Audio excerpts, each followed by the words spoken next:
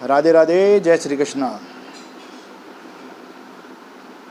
मैं आपको एक कहानी सुनाना चाहता हूँ। ये कहानी उस समय की है कि जब महाभारत का युद्ध शुरू होने से पहले श्री कृष्ण भगवान और अर्जुन दोनों कुरुक्षेत्र भूमि में घूमने के लिए गए थे। वहाँ कुछ पेड़ें भी कट रहे थे। पेड़ कटते कटते घोंसला एक चिड़िया का नीचे गिर गया। उसमें 4 बच्चे थे। पेड़ तो इसलिए कट रहे थे कि कल वहाँ युद्ध होने जा रहा था। तो वो पेड़ कटने से एक चिड़िया का घोंसला नीचे ज़मीन पर गिर गया। उसमें 4 बच्चे थे। तो चिड़िया ने अचानक श्री कृष्ण भगवान और अर्जुन को बातें करते हुए सुना था कि कल यहाँ युद्ध चालू हो जाएगा, महाभारत शुरू होने वाला है। तो चिड़िया एकदम डर गई।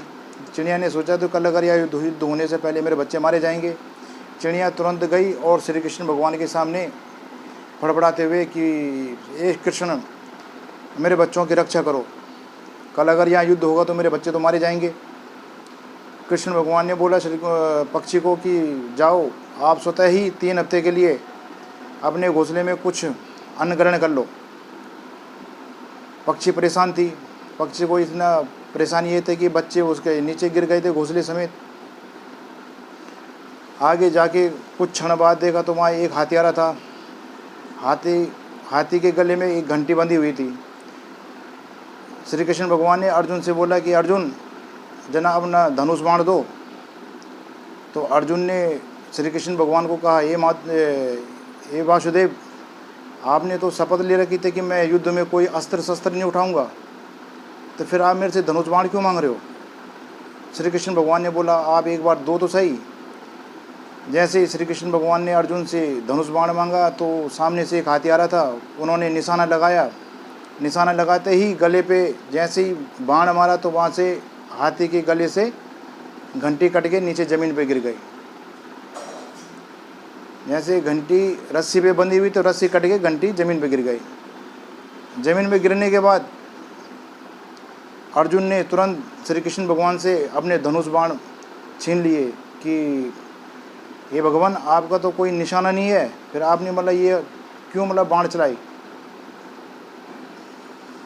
वहीं पे कुछ क्षण बाद आगे जाते जाते महाभारत का युद्ध शुरू हो गया। महाभारत का युद्ध शुरू होते होते 18 दिन बीत गए। 18 दिन बीतने के बाद देखा कि वहाँ सारे युद्ध पांडव जीत गए थे। सामने हाथियों का झुंड खड़ा था। तो जब महाभारत ख़त्म हुआ तो श्री कृष्ण भगवान ने अर्जुन से पूछा, हे अर्जुन, अगर मैं आपसे कुछ बात कहूँ तो आप करोगे? अर्जुन ने बोला, वासुदेव बताओ सही, क्या बात है? मैं करने के लिए तैयार हूँ। कह रहे, जाओ उस घंटी को उठाओ।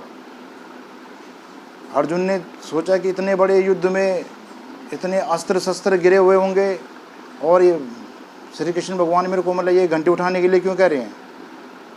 लेकिन उन्होंने फिर भी श्री कृष्ण की बात मानते हुए वो घंटी जैसे उठाई तो जैसे घंटी उठाए तो घंटी के नीचे देखा अर्जुन ने, तो उसके नीचे वो पक्षी और 4 बच्चे उस घंटी के नीचे सुरक्षित और सेफ थे। अर्जुन समझ गए कि उस दिन जो निशाना वासुदेव ने हाथी पे मारा था, बल्कि हाथी पे नहीं मारा था, उसकी घंटी पे मारा था, ताकि वो घंटी इन पक्षियों का कवच बन जाए और ये पक्षी सेफ रह जाए। पूरा युद्ध ख़त्म हो गया, पक्षी सेफ के सेफ। और जैसे अर्जुन ने वो घंटी उठाई तो पक्षी वहाँ से उड़ गए।